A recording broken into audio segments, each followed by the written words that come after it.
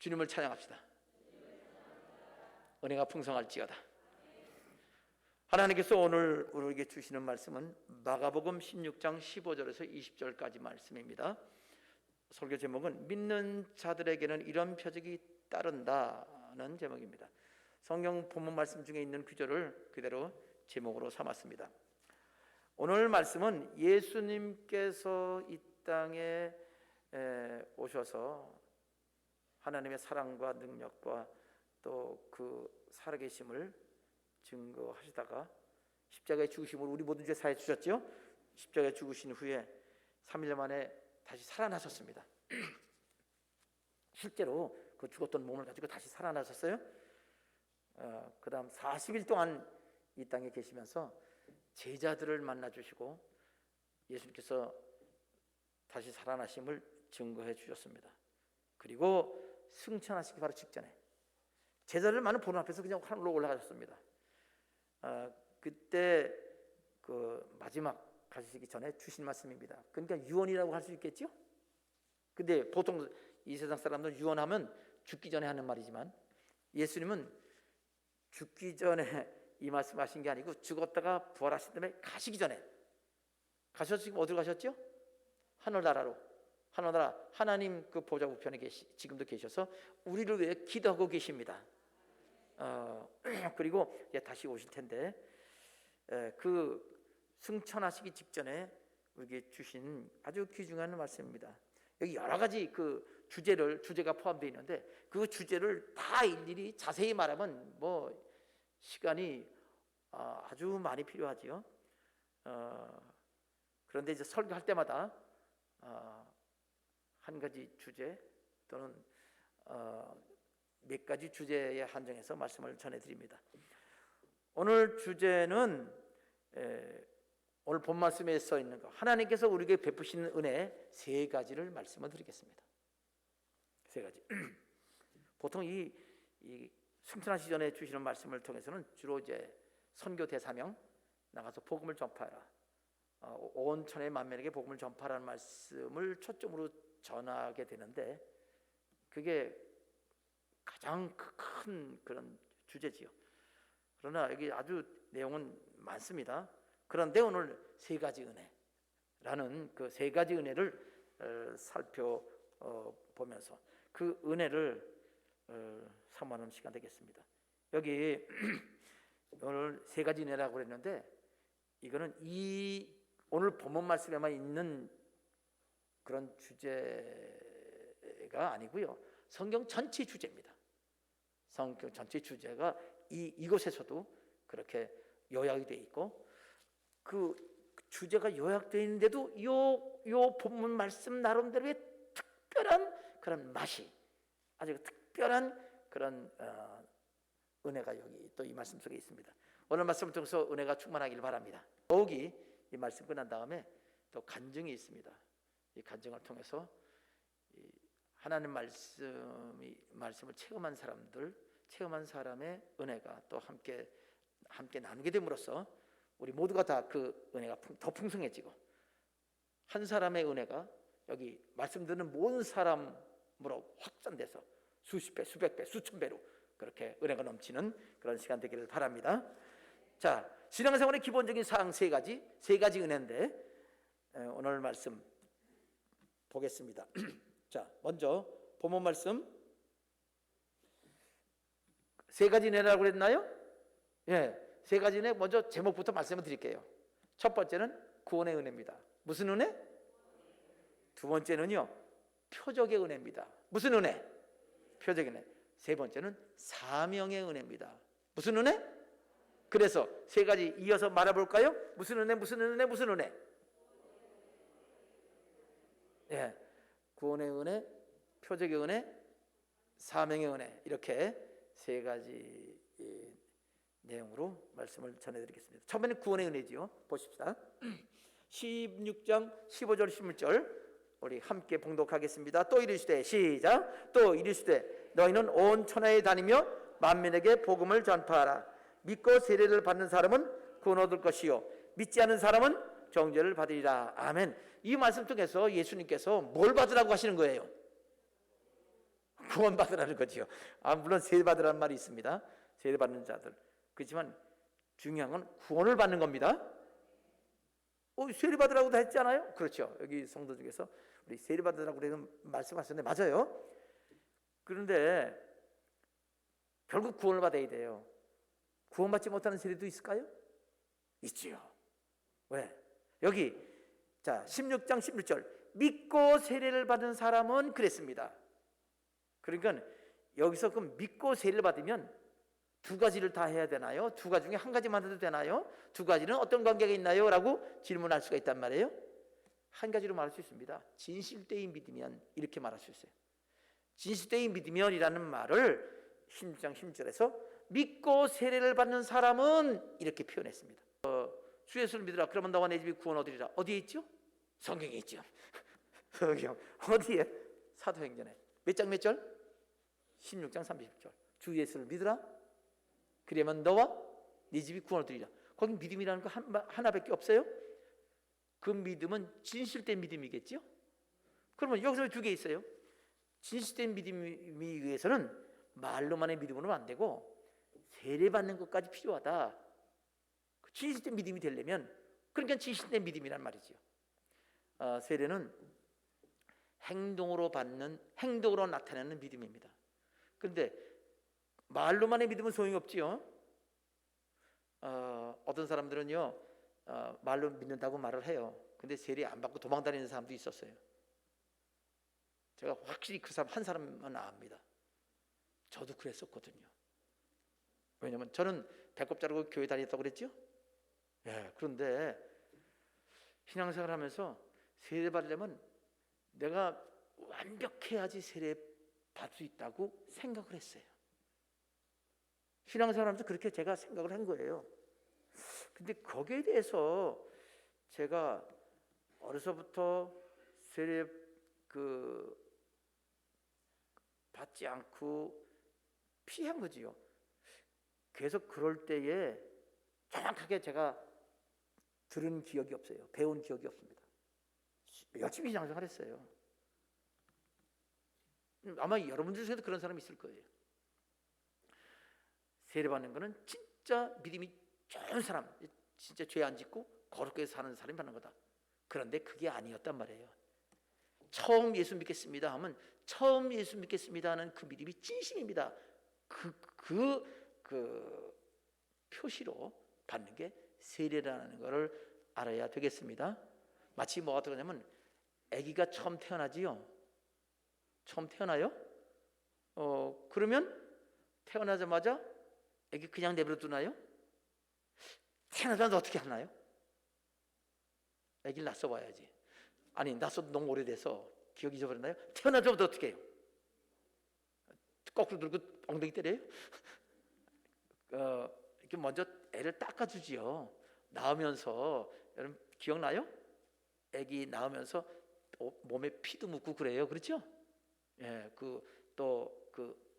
아기 나올 때 뭐라 그래요? 양수도 묻어있고 그러잖아요. 그렇게 닦아줍니다.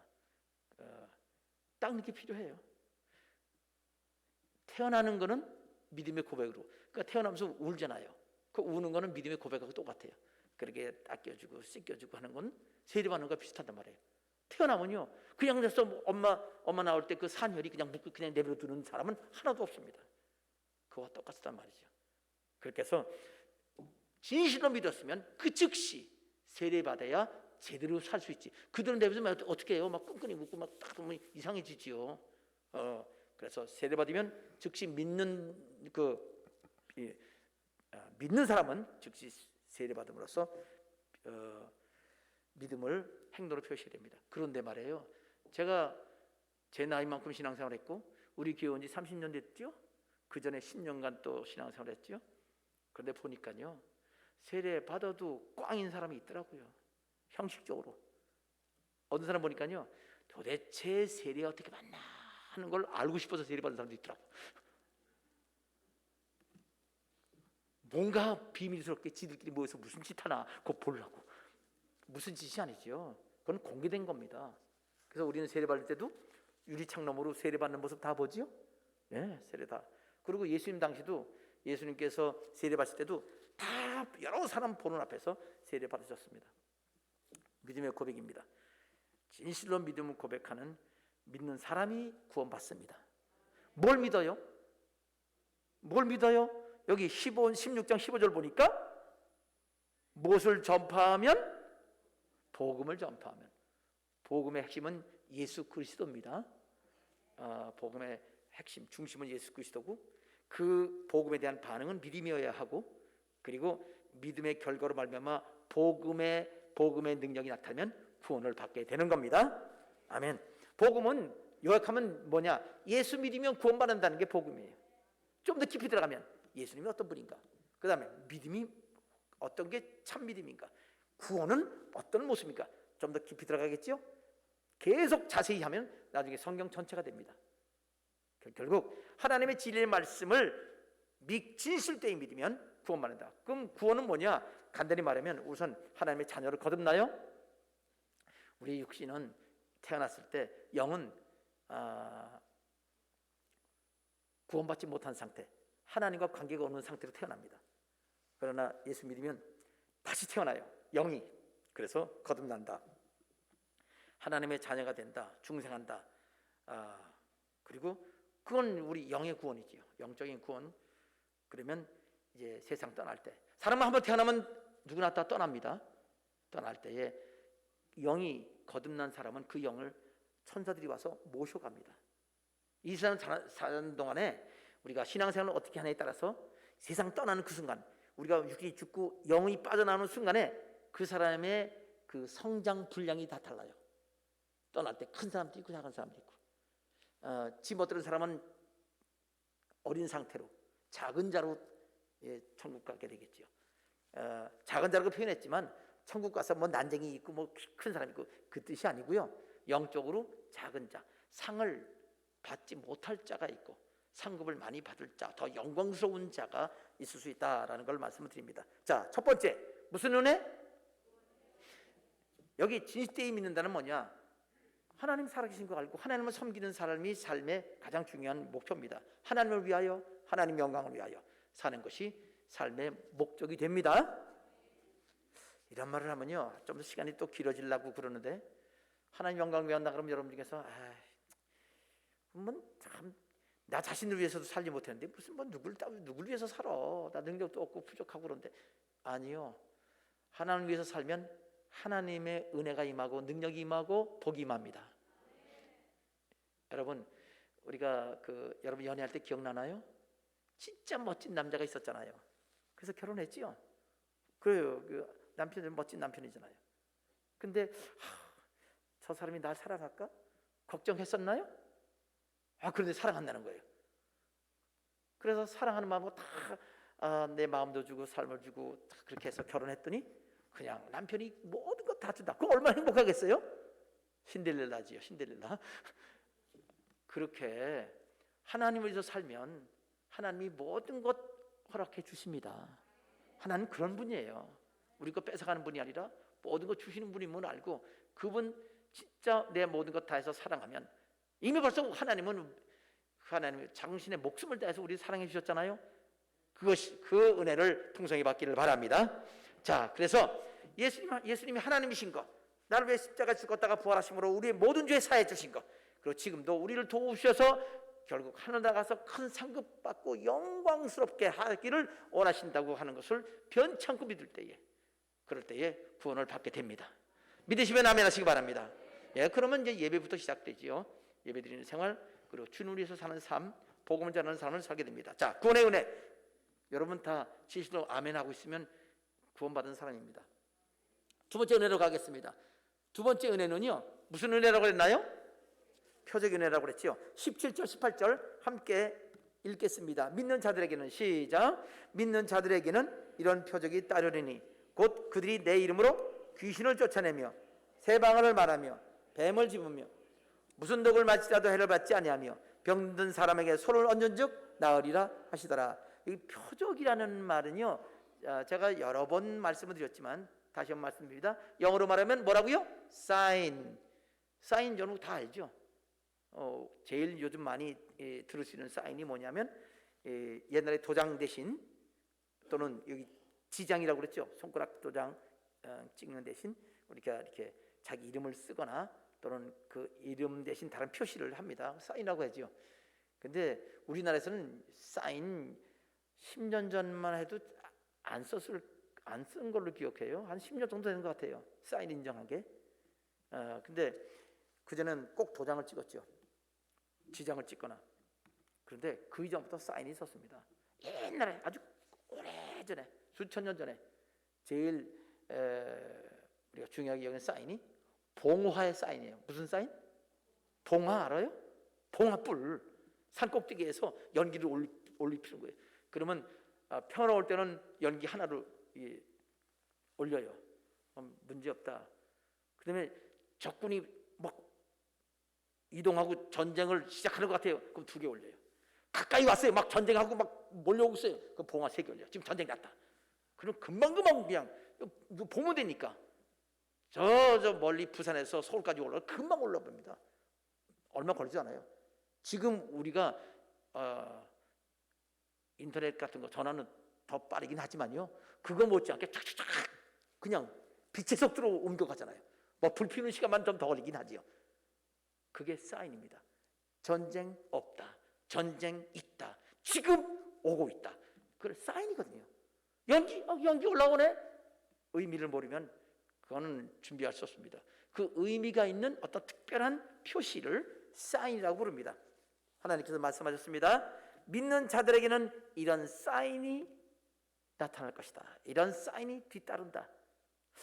어떤 사람들은요, 이 하나님의 말씀을요 이상하게 읽어요. 믿는 사람들은 표적을 따르리니 믿는 사람이 표적을 따라가면 안 된다는 거예요. 표적 따르는 게 아니라 표적이 따라와요. 그럼 우리는 뭘 따라가나요? 예수님 따라가면 표적은 뒤에 따라간다는 거. 구원의 믿음을 가지고 주님과 함께 가면 표적이 뒤 따라온다는 것을 아시길 바랍니다. 자, 이 표적이 뭐냐? 구원받은 사람에 따른 표적이에요. 구원의 은혜가 첫 번째 은혜죠. 그러면 첫 번째 구원의 은혜가 가면 마치 그 다음 기차가 전동차 앞에 가면 두 번째 그 열차 칸이 또 따라가는 연결돼 따라가는 것처럼 그렇게 됩니다. 자, 표적인 따르되 그 표적이 뭐냐? 내 이름으로 귀신을 쫓아낸다.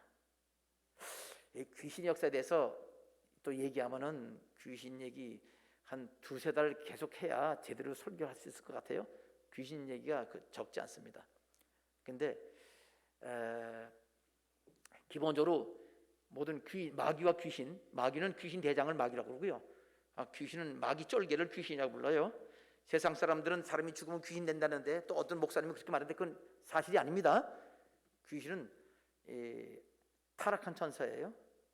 귀신이 됐죠. 근데 마귀가 귀신 됐는데 그 귀신은 우리 아주 작은 죄를 짓는 것부터 다 영향이 있어요.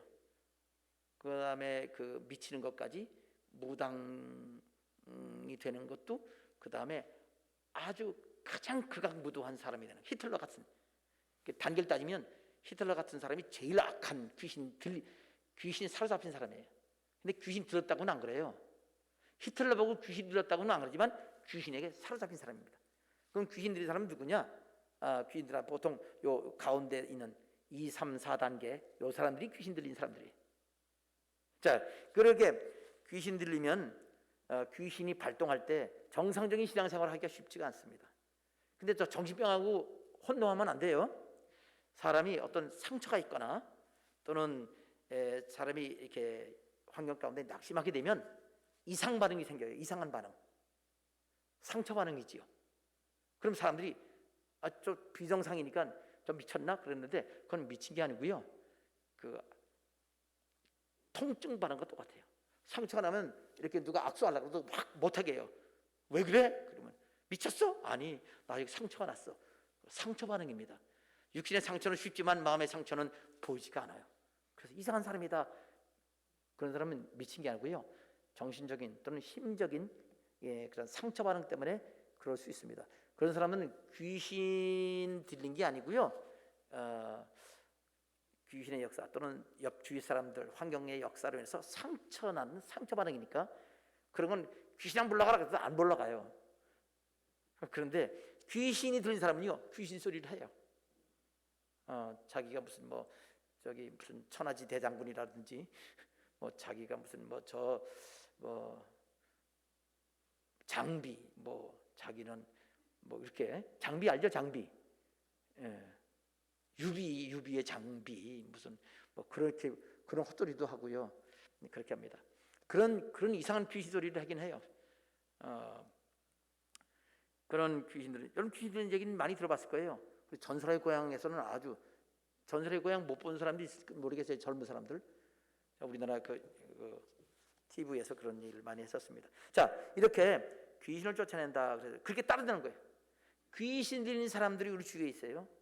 근데 그 사람이 이렇게 예수 이름으로 귀신이 쫓겨나가서 정상적인 사람이 된다 이 말이죠. 그 다음에 새 방을 말한다. 이 귀신 쫓아내는 것과 반대되는 게, 귀신이 쫓겨나간다는 것은 성령이 임했다는 말하고 같아요. 근데 우리가 귀신이 들리지 않았어도 그 사람 마음에 빈자리에 하나님의 성령이 들어오십니다. 그러면 예수 믿는 사람이 새 방언을 말하게 되죠. 귀신 있는 사람이 귀신 쫓겨나가려면 성령으로 충만해져야 귀신 쫓겨나갑니다. 귀신 쫓겨나가고 예수님을 모시지 않으면, 성령님 모시지 않으면 귀신 나갔다가 다시 7 귀신 더 데리고 들어가요. 7배가 됩니다. 더 악해집니다. 그래서 귀신 역사한다. 귀신 역사한다. 그러니까 귀신 역사하면 비정상적인 그런 상태가 되는데, 그럴 때는 예수를 진실로 믿어야 되고, 그 다음 진실로 믿을 뿐 아니라 성령의 충만함을 받아야 쫓겨나갑니다. 그렇기 때문에 그렇게 새롭게 되는 역사를 말하는 거지요. 새 방언을 말한다는 것은 귀신 들렸건 들리지 않았건 간에 우리 마음속에 하나님이 온전히 자리 잡아서 우리와 함께 하신다는 걸 의미합니다. 새 방언을 말하면 성령 세례 받는 겁니다. 하나님 믿는 자에게 따르는 표적이죠. 뱀을 집에 올리며 무슨 독을 마실지라도 해를 받지 않으며, 특히 뱀을 집에 올린다는 말은요, 우리 땅꾼이 돼가지고선 여기 생사탕집, 뱀탕집 말하는 게 아니고요. 성경에서 말하는 뱀은요, 여러분 뱀을 잡아가지고 이렇게 생사탕집 배는 거 가서 이 뱀탕 만든다고 그러나요? 뱀술 만드는 건 그런 걸 말하는 거 아닙니다. 그런 게 말하는 게 아니고, 이 성경에서 말하는 이딴 뱀은 다 마귀 귀신들을 말하는 거예요. 그걸 찝어낸단 말은 귀신 있는 사람은 쫓아내는 것뿐 아니라 귀신 역사를 분별한다는 뜻이에요. 귀신 역사를 분별해서 그래서 기도할 수 있다는 얘기입니다. 이거 가지고 알고서 어떤 사람도 진짜 미국에 그런 교회가 있었어요.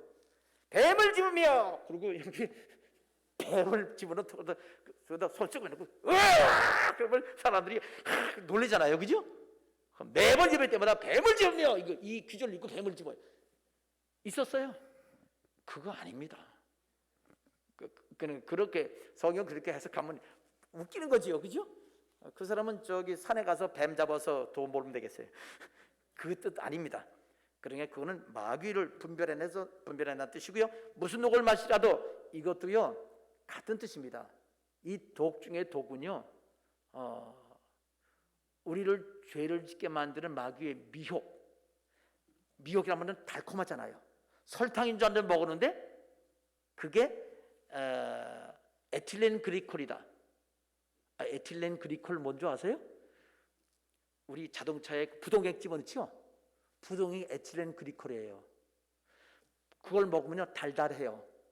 그거 먹으면 눈 멀어요. 어떤 사람들은 그 자동차 그 카센터에서 어떤 사람들은 그거 찍어서 이렇게 먹어봐요. 얼마나 끈끈한가 알기 위해서. 절대로 그러면 안 되는데 몰라서 그래요. 에틸렌 그리콜은 눈 멀게 하는 성분이 있습니다. 달아요. 설탕보다 몇 배 달다고 그랬어요. 내가 기억하기는 설탕보다 100배 다는 걸로 알고 있는데, 그러면 달지가 않아요. 쓰지. 자, 어쨌건 간에 여기 독을 마신다고 그럴 때 그런 거 찍어 먹어도 된다? 그거 아니에요. 양념을 먹으면 괜찮다? 그거 아닙니다. 독을 만든 거는 우리에게 다가오는 영적인 독을 말하는 거예요. 우리를 미혹하게 하는 그 이단설. 예수님께서요 이렇게 제자들에게 말씀하셨습니다. 바리새인과 서기관들의 누룩을 주의하라. 그들이 제자들이 아이고 그 5병이요 떡 먹었잖아요. 5,000병이 먹었잖아요. 한 사람 먹을 거고 그 떡 남은 거 갖고 올 걸 그냥 두고 왔네. 근데 예수님이 아니 지금 내 말하는 거 못 알아들었냐? 지금 떡 닭 물고기 2마리를 몇천 명 먹었냐? 지금 먹는 게 문제냐? 그거 아니야. 그랬더니 제자들이 바리새인과 서기관들의 교훈을 조심하라는 거로구나. 그 뜻입니다. 누룩은 죄를 말하는 거고요. 마찬가지 독도 죄를 우리가 갖다 두는 속임수 그런 것들을 조심하는. 성경에 원래 예수님이 하신 말씀에 답이 다 있습니다. 그러니까 이거는 그냥 그래서 어떤 사람은요 이단이었어요. 이단 중에 그랬습니다. 우리나라에 있었어요. 저기 그 자녀들이 자기를 따라서 이단에 안 가니까 그 엄마가 야 진짜 하나님 살아계시다? 내가 성경 이거 구절 읽어주면서 무슨 독을 말했더라 해를 받지 아니하며 내가 먹고 이 농약 먹고 살면 너 나 따라와야 돼. 그 먹고 죽었어요. 먹고 죽었어요. 신문에 났습니다. 그런 뜻이 아니란 말이에요. 알겠죠? 해를 무슨 독을 말했더라 해를 받지 아니하며 이거는 그 성경에서 예수님 말씀한 누룩, 죄, 번지는 죄, 사람 죽이는 죄를 의미하는 것이고요. 병든 사람의 손을 얹으리라. 이거는 그냥 요번 말씀은 그냥 병이에요. 근데 이 병도 육신의 병뿐 아니라 직장의 병, 사업의 병, 인간관계 병, 모든 병을 하나님 기뻐하시는 병을 치료하신다는 것을 믿으시길 바랍니다. 그러면 결국은요 그냥 모든 걸 병 고친다는 말로 대표할 수 있어요. 대표할 수 있습니다. 아니면 귀신 쫓아내며, 근데 이 귀신 쫓아낸다는 말은 이 귀신 역사하는 거 하고요, 귀신 영향받은 거 하고요, 귀신 들린 거 하고요, 귀신이 사로잡힌 거 하고 이게 좀 다르니까 이건 좀 대표를 쓸 수가 없어요. 그래서 병든 사람, 병을 고친다, 모든 병을 고친다 라고 하면 대표적인 것이 되고요. 그 중에 뱀을 집어먹은 것도 마찬가지고 새 방언을 말하며 병을 지며 성령 충만하게 믿는 사람이 성령 충만하게 표적이 따르고 새 방언을 말하고 병을 고치고 여기 귀신 역사를 다 귀신을 쫓아내는 것과 더불어 모든 병을 고친다. 이 두 가지를 대표적인 표적으로 보면은 틀림이 없습니다. 아멘. 어떤 사람의 표적이 따른다고 그랬나요? 17절에 믿는 자들에게. 자, 그러면 믿는 자들에게 맨 처음에 어떤 은혜를 주신다고요? 구원에 천국 가는 거예요. 그러면 천국 가는 건 우선 우리 마음의 천국이 이루어져요. 하나님의 자녀가 돼요. 그 다음에 그 사람이 자녀가 됐으면요, 육신을 떠날 때 그 영혼이 하늘나라로 갑니다. 천사가 와서 모셔가요. 그리고 궁극적으로는 예수님 재림할 때 영원한 천국에 들어갑니다. 그래서 거듭난 심령천국, 낙원천국, 영원천국, 천국의 3단계로 천국에 들어가게 돼요. 그게 구원의 은혜인데, 두 번째는요, 이 표적의 은혜는요, 이 땅에 사는 동안에 받는 거예요. 일상생활. 그러니까 이미 거듭난 사람, 심령천국, 진실대의 예수 그리스도를 믿는 사람은 우리 환경 가운데 이 귀신 역사 영향받지 않고 귀신과 싸워서 이기고, 그리고 성령 충만해서 영적 분별하고 옳고 그름 선악을 분별하고 또 여러 가지 우리 영혼을 죽이는 그 악한 것을 우리가 분별해 물리치고 병든 사람에게 이렇게 치료하는 역사가 나타나는 걸 아시길 바랍니다. 오늘 이 설교 말씀을 간증을 할 때 오늘 치료하는 간증을 듣게 될 겁니다. 그래서 특히 마지막에 오늘 두 번째, 우리 실제로 이 세상에 역사하는 걸 여러분도 늘 체험하시길 바랍니다. 체험한 분들은 간증하시기 바랍니다. 자, 세 번째 은혜는 뭐냐면요, 세 번째 은혜는 19절 20절입니다. 우선 세 번째 은혜로 갑니다. 세 번째는 무슨 은혜? 사명의 은혜. 사명의 은혜인데요, 그러면 계속 읽읍시다. 19절 20절 함께 봉독합니다. 여기 주 예수께서부터 시작. 주 예수께서 말씀을 마치신 후에 하늘로 올려지사 하나님 우편에 앉으시니라. 제자들이 나가 두루 전파할세 주께서 함께 역사하사 그 따르는 표적으로 말씀을 확실히 증언하시니라. 아멘. 여기서 이 19절 20절에서 결과가 뭐죠? 결과? 어떤 결과가 따른다? 어떤 결과가 나타난다? 표적이 따른다 그랬잖아요. 그 따르는 표적으로 확실히 증언하신다, 이 말은 그 말씀하신 것이 확실하다는 것을 그 표적이 따름으로써 확인된다 이 말이죠. 표적이 따른다. 그럼 표적은 몇 번째 은혜? 두 번째 은혜인데 왜 세 번째 은혜도 똑같은 건가요? 아니요. 여러분, 표적의 은혜는 누구한테 나타나지요? 믿는 자, 70대 믿고 구원받은 자 이렇게 나타납니다. 구원받을 뿐 아니라 천국 갈 뿐 아니라 거듭났을 뿐 아니라 이 땅에 사는 여러 가지 환경도, 육신의 문제, 육신도 영혼 바깥에 있는 거예요. 영혼 외부가 육신이죠. 육신, 그다음에 우리 환경, 인간관계, 그 모든 것들이 거기에 문제가 생길 때 그런 것들을 하나님 표적으로 하나님께서 나타나게 해주시는데, 병을 고친다니까 그냥 치료한다고 말할 수 있다고 그랬죠? 표적은 한마디로 말하면 치료하는 겁니다. 그런데 그러면 세 번째는 왜 또 표적이 따른다고 그랬나요? 여기 믿는 자들에게 그렇게 된다고 그랬나요? 여기 세 번째 사명자의 사명의 은혜는 믿는다는 말이 나오나요, 안 나오나요? 빨리 찾아보세요. 여기 믿자가 안 나오네. 그러면 누구한테 나타난다고 그랬나요? 따르는 표적인데 누구한테 따르냐고요? 제자들이 어떻게 할 때? 두루나가 전파할 때. 아멘. 자, 그러면 보세요. 여러분, 지금 제자들이 나가서 제자들이 전파했겠죠? 뭘 전파했을까요? 복음만 전파만 해요? 첫째 은혜만 전파했을까요? 또 뭘 전파했죠? 표적이 따른다는 말씀도 전파할 거 아니에요. 그렇죠. 그래서 구원의 복음과 표적의 복음, 구원의 복음과 표적의 말씀, 그것을 전파했잖아요. 그래서 구원도 믿으면 구원받고, 그 다음 여기 믿으면 또 표적도 따른다고 그랬잖아요. 예, 이 두 가지를 누가 전파했어요? 자, 제자 전파하면 누가 구원받아요? 전파는 제자가 구원받나요? 말씀 듣고 믿는 사람이 구원받나요? 그렇죠. 그럼 제자는 구원 못 받나요? 받은 거예요? 받을 거예요? 이미 받은 사람이 전하면 듣고 들은 사람이 믿으면 구원받지요. 또 구원받은 사람이 또 믿어. 표적을 믿으면 표적이 따르지요.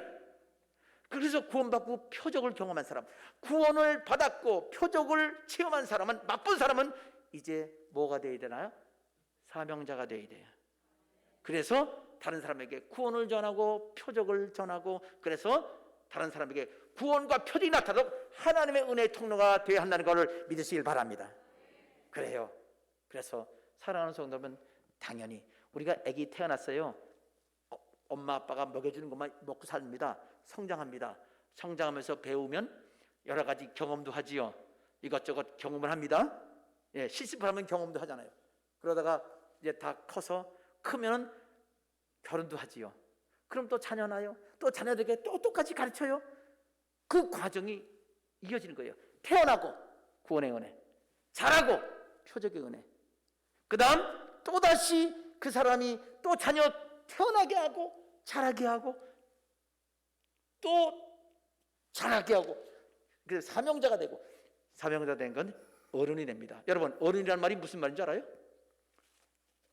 얼어버린 사람이 어른인가요? 어른 뭐예요? 어린한 말의 원래 우리말은요, 어울려 사는 사람, 어른, 이렇게 어울려 사는 사람이라는 뜻이라고 그래요. 제가 고등학교 때 배운 말이에요. 고등학교 때 우리 국어 선생님이 그랬어요. 어른이란 말은 이렇게 어울려 사는 사람, 결혼한 사람을 의미하는 거다. 전 그렇게 배웠어요. 고등학교 때 배울 때니까 왜 가만히 듣기만 해요. 그 표정이 이상하네. 우리 고등학교 때 선생님 잘 가르쳤어요. 자, 하여튼 그렇게 배웠습니다. 우리가 이제 어른이 되면 그 다음엔 아기 낳고 자라고 하는 일을 하잖아요. 구원받고 표적을 전하는 통로로서 여러분 모두 쓰임받기를 주님의 이름으로 축원합니다. 그러면 뭐 하는 거예요? 하나님이 직접 함께하는, 하나님께서 능력 주시고, 그래서 기도마다 하나님이 역사하시는 하나님의 큰 상급 받는 사람이 되는데 누구나 될 수 있습니다. 그렇게 되시기를 주님의 이름으로 축원합니다. 아멘.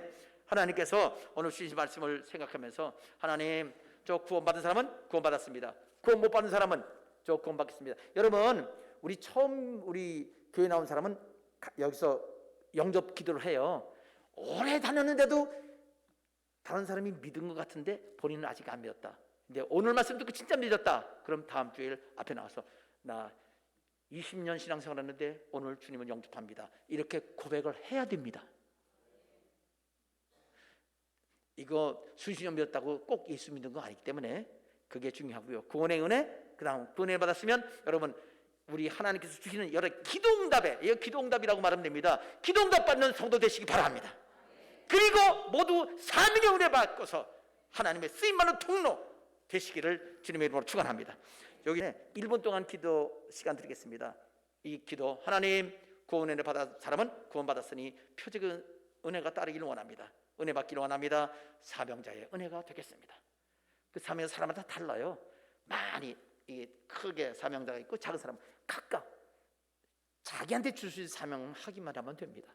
사명 중에 가장 중요한 것은 이 지금 말한 대로 전도의 사명입니다. 그리고 다른 사람을 사랑해서 기도해 주는 사명, 여러 가지 은사들이 있는데 다양한 방법으로 이 은사를 사명자가 될 수 있습니다. 통성으로 다 같이 기도하겠습니다. 거룩하신 아버지 하나님 감사합니다. 오늘 저희들에게 은혜 베풀어 주셔서 주님 신앙생활의 가장 중요한 원리를 오늘 세 가지 은혜로 말씀해 주셨습니다. 예수님 십자가에 죽으심으로 우리 죄 용서해 주시고 부활하심으로 저희들에게 거듭나는 은혜 베풀어 주시고 또 부활하신 것을 증거해 주심으로 우리에게 그 부활의 은혜에 동참할 수 있도록 죽은 예수 그리스도가 다시 살아나시는 그 은혜가 이 땅에서 맛볼 수 있도록 해주심을 감사합니다. 이제는 하나님께서 저희들에게 또 이렇게 오늘 구원의 은혜뿐 아니라 표적의 은혜, 기도응답의 은혜, 아버지의 문제 해결하는 은혜를 우리에게 소망하게 하시고 또 이제 사명자가 되어서 다른 사람 구원하고 다른 사람 복받게 하는 일에 쓰임받게 하시사오니 감사하고 영광 받으시옵소서. 오늘도 하나님 함께 하셔서 감사합니다. 우리 기도한 대로 이루어지게 하시고 또 문제 있어서 하나님 이 문제 해결하기 원합니다. 기도하는 사람마다 응답받게 하옵소서. 예수 그리스도 이름으로 기도합니다. 아멘.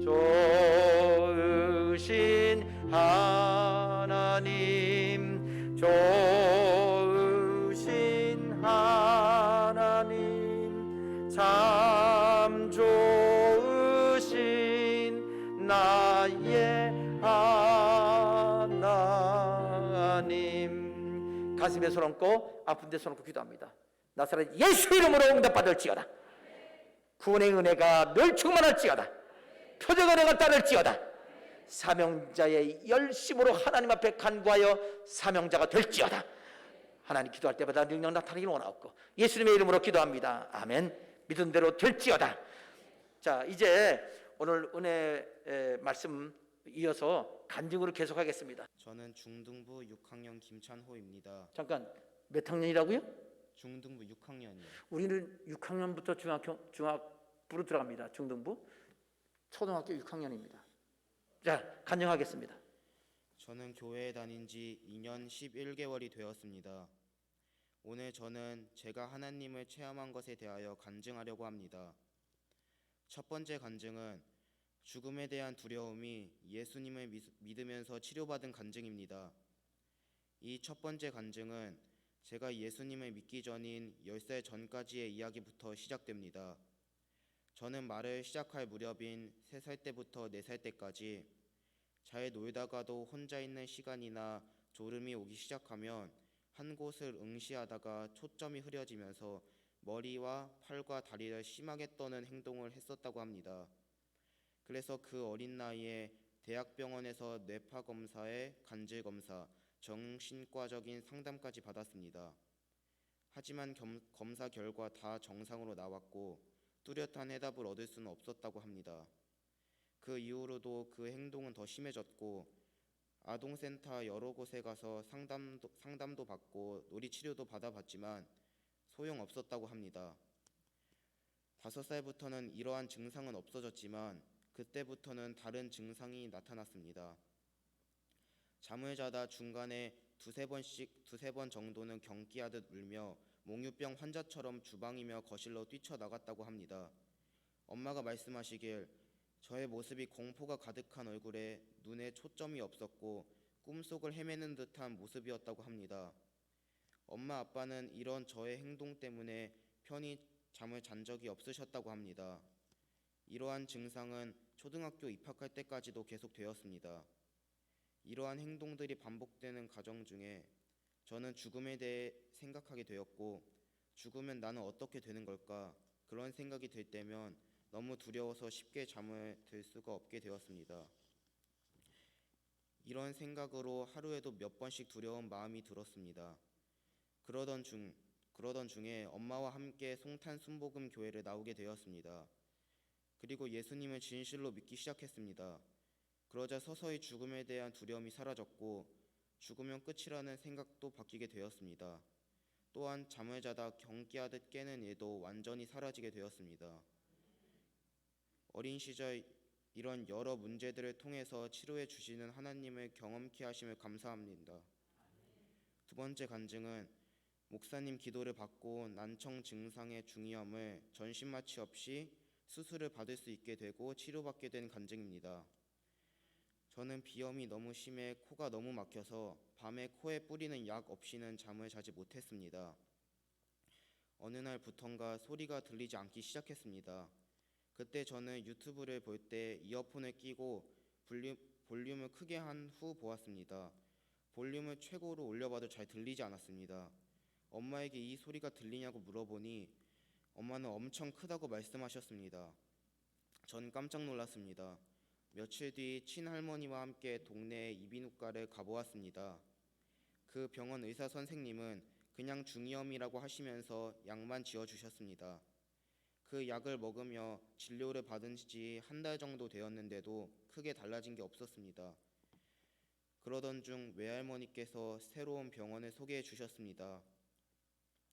그 병원 선생님께서 이것저것 검사를 하셨고 검사 후 비염이 심해지고 오래 지속되면서 축농증까지 왔고 축농증이 심해지면서 귀까지 흘러 고름이 차고 염증이 생겨 난청 증상까지 온 거라고 말씀해 주셨습니다.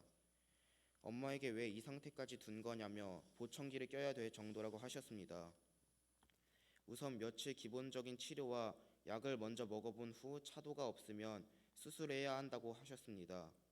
수술은 제가 아직 어리기 때문에 전신마취를 해야 돼서 대학병원에서 수술해야 한다고 하셨습니다.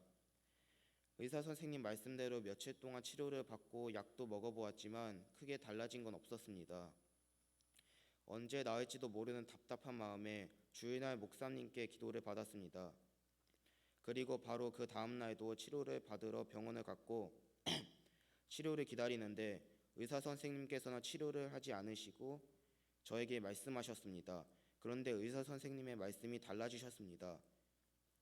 의사 선생님이 말씀하시길 지금까지 치료받은 모습을 보니 어른들도 힘든 수술이지만 참으라면 대학병원까지 가지 않고 선생님이 수술해도 잘 참아낼 수 있을 것 같다고 말씀하셨습니다. 그래서 계획에도 없던 수술을 그 즉시 하게 되었고 들리지 않던 소리도 잘 들리게 되었습니다. 그리고 며칠 뒤에 비염 수술까지 하게 되어서 밤에 코가 막히지 않고 잠도 잘 잘 수 있게 되었습니다. 비염과 중이염을 치료해 주시고 잠을 잘 잘 수 있게 해주신 하나님께 감사드립니다. 마지막으로 세 번째 간증은 틱 습관이 기도 후 고쳐지게 된 간증입니다. 저는 어릴 적부터 여러 가지 틱 형태의 습관들이 있었습니다. 그 습관들은 눈 깜빡거리기부터 코 실룩거리기, 킁킁 소리내기, 어깨 들썩거리기 등등 다양한 행동들이 생겼습니다. 그 행동들은 없어지고 또 다른 형태의 행동들로 다시 생기고 하기가 반복되었습니다. 그러던 중 코로나로 인해 온라인 예배를 드리면서 믿음이 해이해졌고 죽음에 대한 두려움도 다시 생기게 되었습니다.